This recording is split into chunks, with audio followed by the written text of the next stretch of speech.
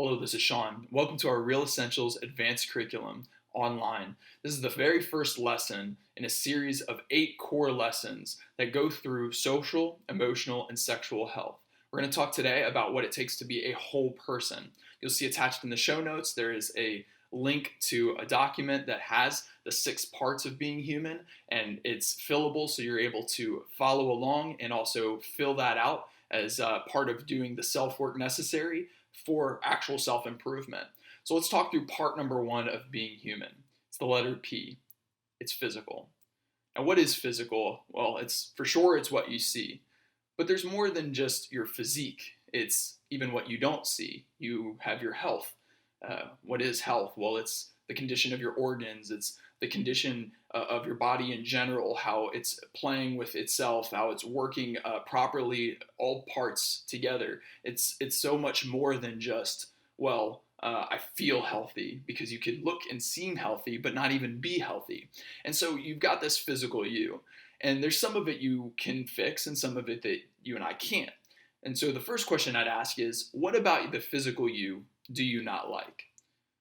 And that might come up with a list of answers. Oh man, I wish I was more built. I wish I was just more beautiful. I wish I had this ability to sing, to do athletics. But hold on, what can you change practically? And by that I mean, what within this week could you do to make one practical improvement, one step in a right direction to improve your physical? It helps to have a goal. I mean, if you don't have a goal, then you're going to get somewhere, but you won't know where you're going necessarily. And so what's one practical goal you could put in place to improve on the physical? Is it sleep? A lot of my students say that they could sleep more. But I also have a student that admitted that she deals with insomnia. And so what do you do with that if you're someone that you've been told you can't sleep properly? Well, that's that same student. I said, hey, what could you do to sleep 5 more minutes? Is there anything you could change? Could you adjust your screen time right before bed? They say that the light from your phone keeps your mind thinking that it's daytime. Could you put the phone down 30 minutes ahead of time?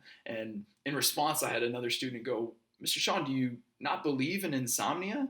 And so my response to that was, well, no, I do believe that there's insomnia, but I'm not trying to be insensitive. It's just that we have disabilities and we have obstacles, but that doesn't mean we have to let those things limit us as much as they do. In fact, there's a lot of times that even with a challenge, we can actually step up to that challenge and make small, minor, incremental adjustments. And maybe a person who could only sleep 3 hours typically can push it to 4 in the course of a year.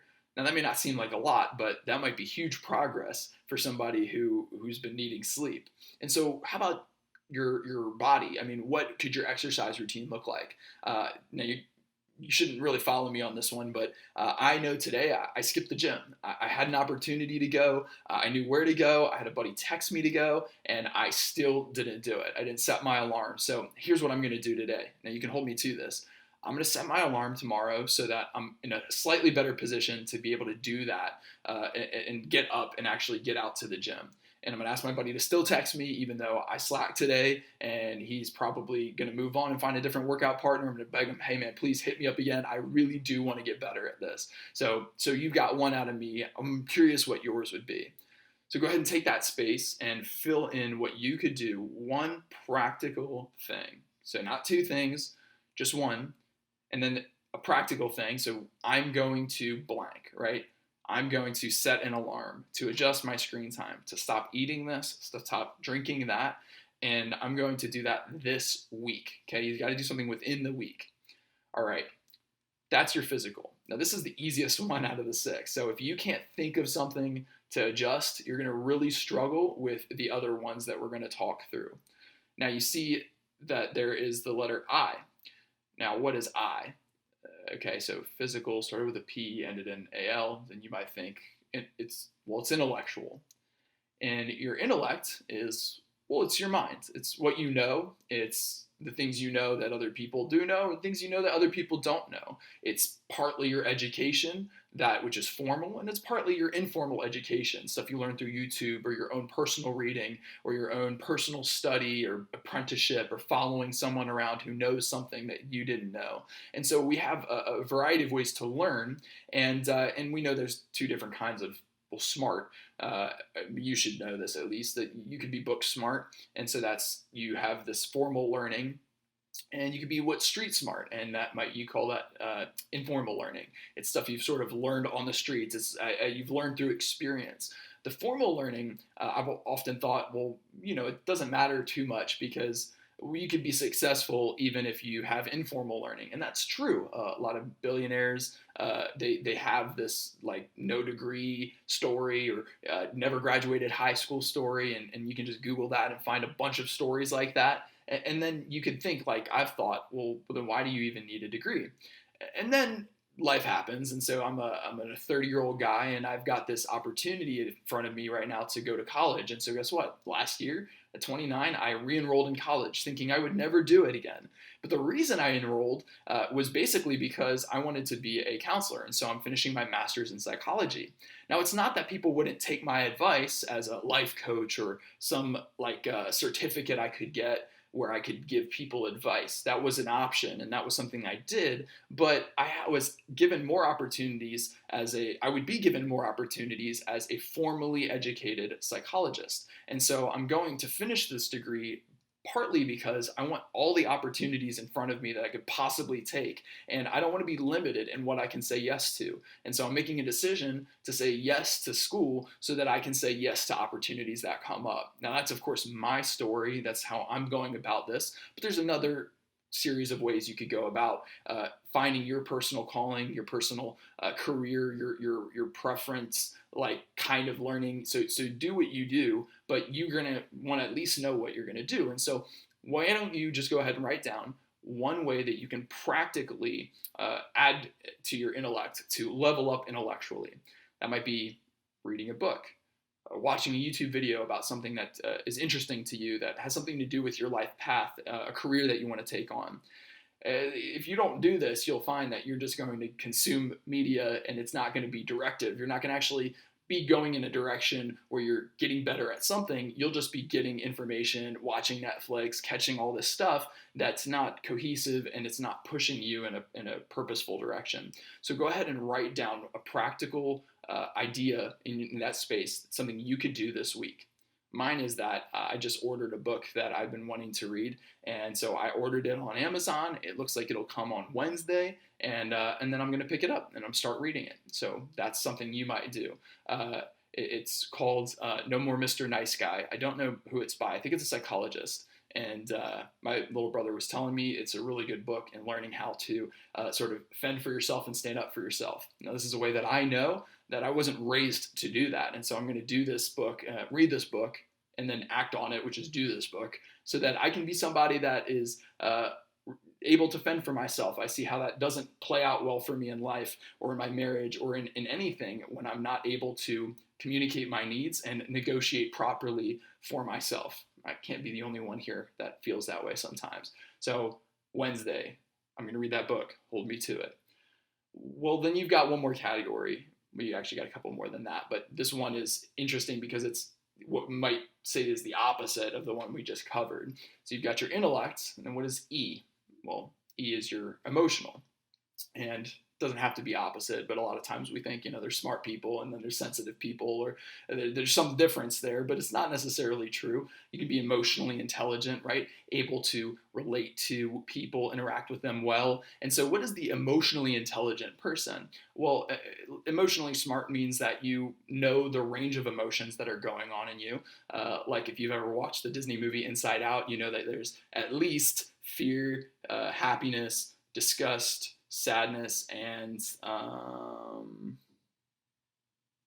disgust, fear, and anger. Of course, the one that I deal with, I forget. So anger, right? You've got anger, and you say, "Yeah, Sean, that's a simple emotion. Everyone gets angry about stuff. How about this? Do you get angry in traffic?" "Oh yeah, man, I get angry in traffic." "Okay, well, hold on. Do you always get angry in traffic?" Think about it. Traffic's got this funny way of being something that bothers you one day and not the next, right? Has it ever happened where you are kind of not trying to get somewhere, and so you hit traffic and all of a sudden it's a relief? "Yeah, mom, yeah, I'm not going to make it. I'm so sorry. I know I hit traffic." couldn't have known this would happen, right? Or yeah, sorry, boss, I'm not going to be able to make it. Traffic. I left on time, but I couldn't control this accident. And so what happens? I mean, it's the same thing that makes you extremely mad on one day, but on the next, the same traffic doesn't bother you. Well, what's going on here? Is it really that traffic that makes you angry? No. Anger is a value judgment. There's a great book called Good and Angry.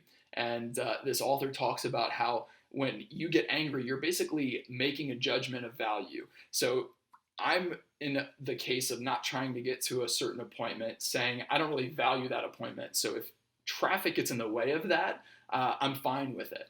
But I'm trying to get to a friend's party, then I'm going to value that. And when it doesn't happen because of traffic, then I'm going to get angry because the thing that I value was taken away. That's why anger can be a good thing. If I see somebody assaulting an old woman trying to take groceries to her car, that's like the classic story you can always imagine. Like if you don't get angry there, then you're not a full person, because that should be a moment to charge up and say, hey, that's wrong, and to get in the way of that. So you have to have the capacity to be angry. It's not an always bad emotion.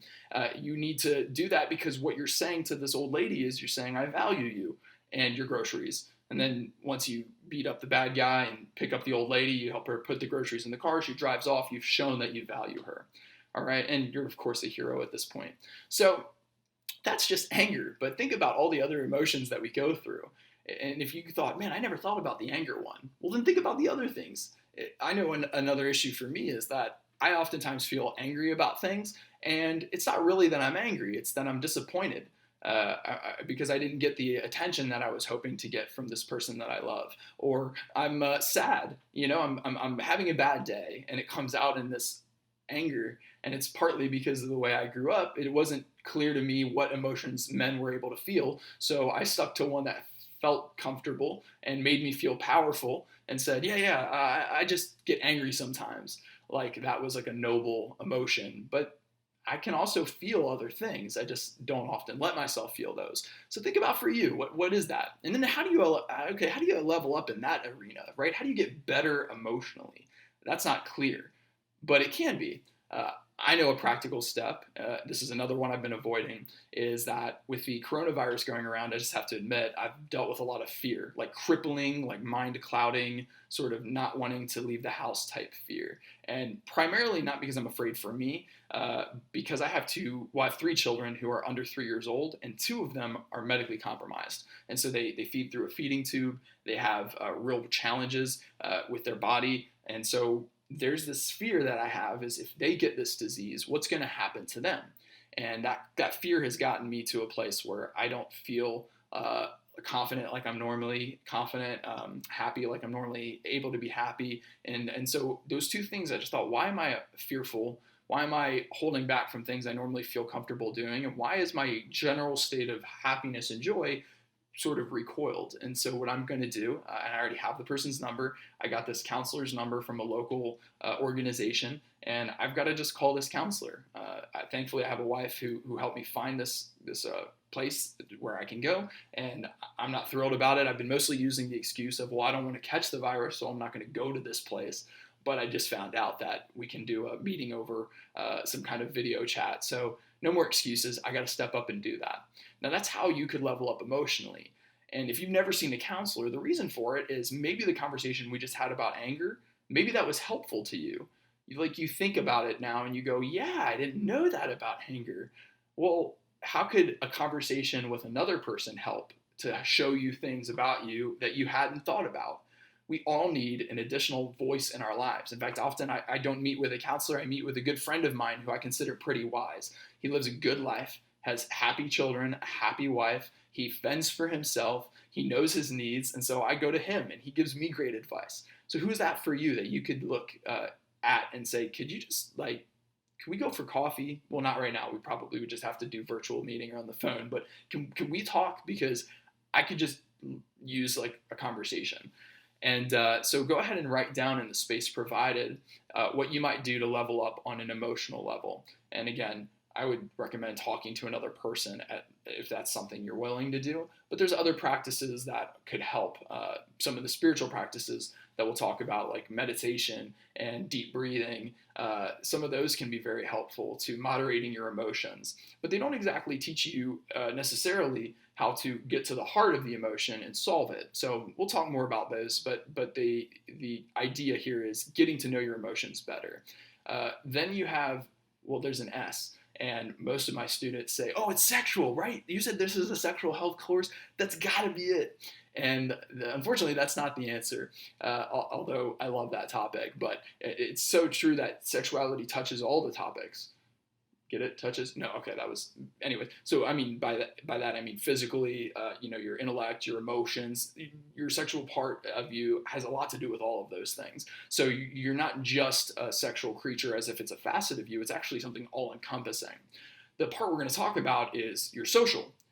And your social has a lot to do with your sexual as well. Obviously, you should be socially connected with somebody in some way before you're going to take that next step. But what do you do with your social? Well, your social is the part of you that has your friendships, your family, your circle.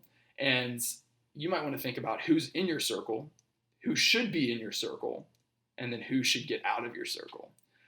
And you might call that a toxic friend. And the thing with toxicity is that many people don't know you actually have a toxometer on you.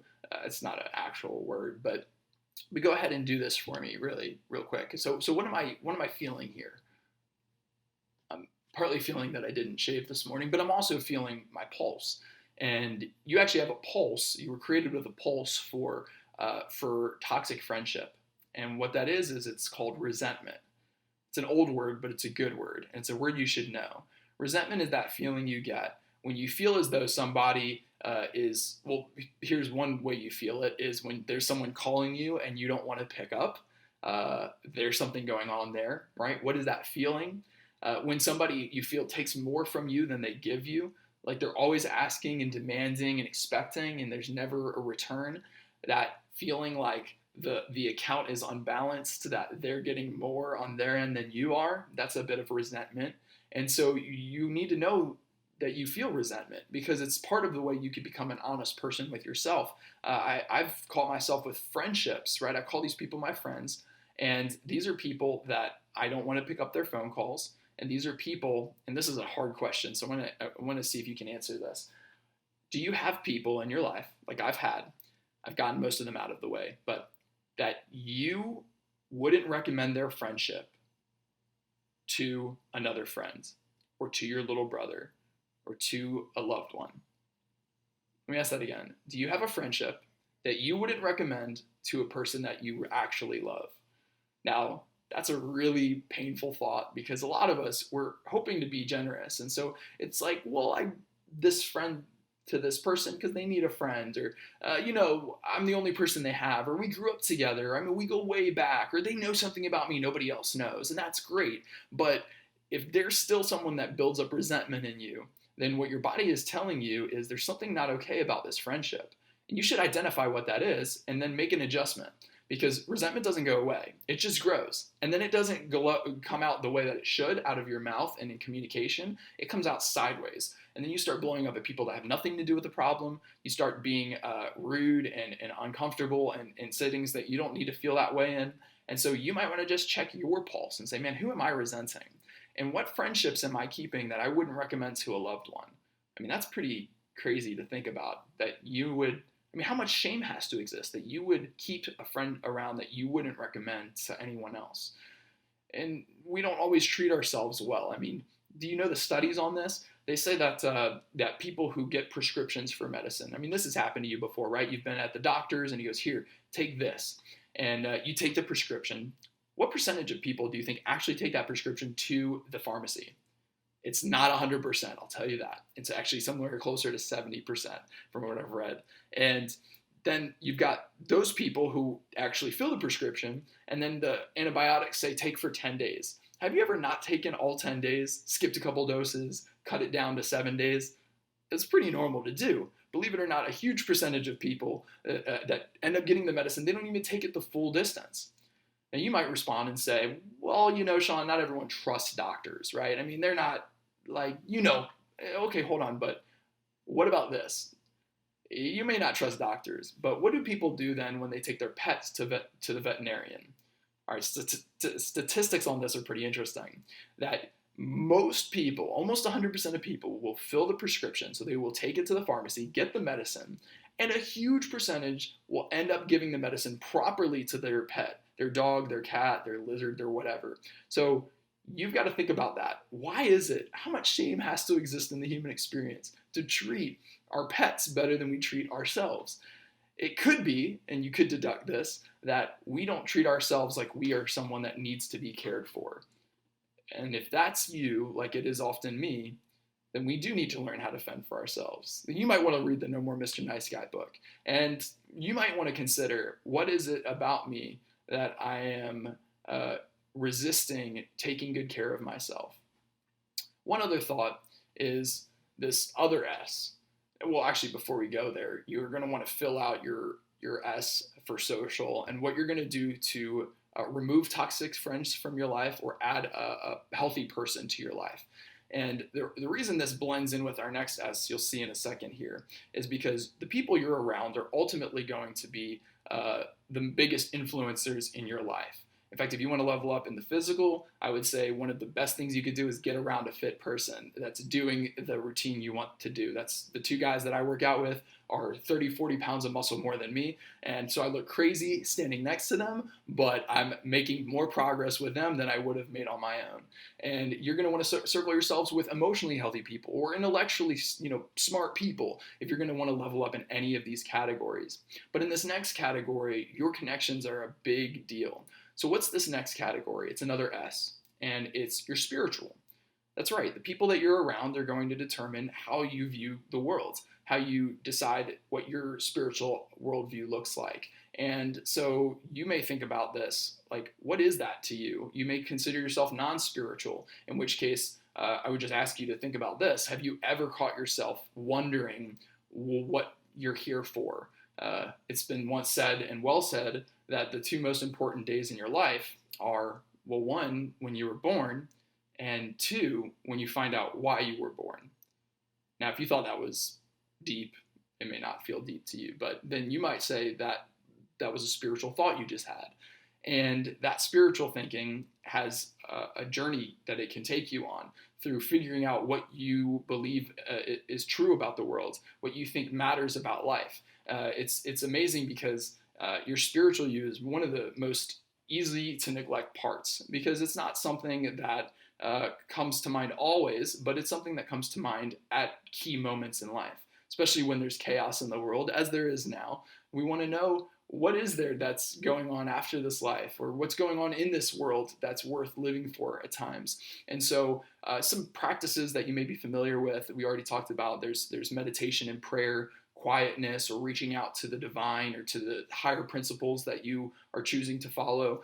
You may want to think through what corporate worship would look like. And so that's actually the social part of spirituality, is getting around other people who have a set of beliefs. And I had a friend, and he was in one of the schools we teach this curriculum. He said, Mr. Sean, I think I know what spirituality is. I get this feeling sometimes when I'm having a great connection with another person, a good conversation, that it's like the universe is smiling down at me in that very moment. And I thought, dude, for someone who's not considering yourself very spiritual or religious, that was a very deeply religious concept. It's a concept from the New Testament that basically the two tenets of faith are to love God and to love your neighbor. And so this gentleman said it's like feeling a connection to God or the smiling universe and feeling a connection to a fellow man. So I would think that that's just about as spiritual as anything else you could feel. And I think it's a great start in a conversation about spirituality. Now, you can go ahead and think through what that means for you, especially if you have a religion already, then you already have a set of spiritual practices that are laid out for you, but you maybe don't do them. Like, I don't practice some of what I believe sometimes. And so why don't you write down one way you can actually act out this week in a spiritual direction? I'm going to commit, and I've been doing this, is to a period of time in the morning of meditation and prayer and intentional reading. So that's reading something that I find will be helpful in my spiritual progress. But you're going to want to think through that yourself. Then we've got the final letter, and it's F. I've had someone say before, fashionable, and I don't know if fashion's that important, but if it is to you, you at least need something before you can afford the fashion that you want, and that's financial. And so what do you do with financial? Financial is the money, right? And the question about money is almost the thing about anger, is what do you really want? I mean, when you're getting angry, you're communicating something that you really want, and that you're telling the world your expectations or what you think has value, that the old lady has that value. But when you look at money, it's the same thing. In fact, when you're worried about not having enough money, there's usually one of two things that you and I are afraid of. We won't have enough for security, or we won't have enough for the power that we want to have. And the power being to have the car, to have the house, to have the status or the attention of the people that we want to have. So we need to think about, what is it that I'm hoping money will accomplish for me? And then you're going to want to write down ways in which you can level up financially. And so some of those ways, well, there's typically just two branches off of this. There's, you can make more, which might be seeing how you could level up on a physical or an intellectual level so you can increase your opportunities and make more money. Or you could think about taking what you have and being a better caretaker of what you have. And so that's called budgeting or saving money. It's a trusteeship, right? You take the money and you do what you can with it to make it go further than it would otherwise. So these are our 6 parts of being human. And what you need to now do, and what I need to do, is think through these and think about which one you're going to start with today. Because all you have is right now, and the best moment to start is today. An old Chinese proverb says that the best time to start planting a tree would have been 20 years ago, and then the second best time to start planting a tree is right now. So how about we plant a tree? How about you drop a seed in the ground? And the way you do that is right now, at this moment, you have some period of time ahead of you, is look at the things that you wrote, pick the one that comes out to you as most important, and then have a conversation with yourself about what small steps you can take to move that thing forward. What are you willing to do? And then treat yourself properly as you do it. Like, if your thing is the gym, then don't be a tyrant. Be like, you idiot, you missed the gym. Okay, I'm talking to myself here. This is why you aren't the level you want to be. This is why you're so, not fit. Okay, no, that's not how you negotiate properly with another person. The way you negotiate properly with someone is go, hey, we're going to set the alarm. All right, me. We're going to make a plan. All right, me. And then if we do it, you're going to drink some coffee. You're going to have an espresso. You like espresso, right? How about what would you like to do? Maybe like take some time to read, go for a walk. Like, what is it that you would get excited about doing? So reward yourself properly for making progress, because you could just sit around. I mean, it's actually an option. You could do that for the rest of your life. It's easy. It's not taking responsibility, but it's an option. Or you can take responsibility for yourself and reward yourself for actually taking responsibility, for stepping up properly and taking on the challenges of this world in a forthright manner, in a way that is, more, let's say, courageous than afraid. How about that? Well, thank you guys for joining me on this. I'm excited to do another lesson online here. And if you would, please take that next 60 seconds you have sitting down with your worksheet and think through what ways you're going to change you. Talk to you guys next time.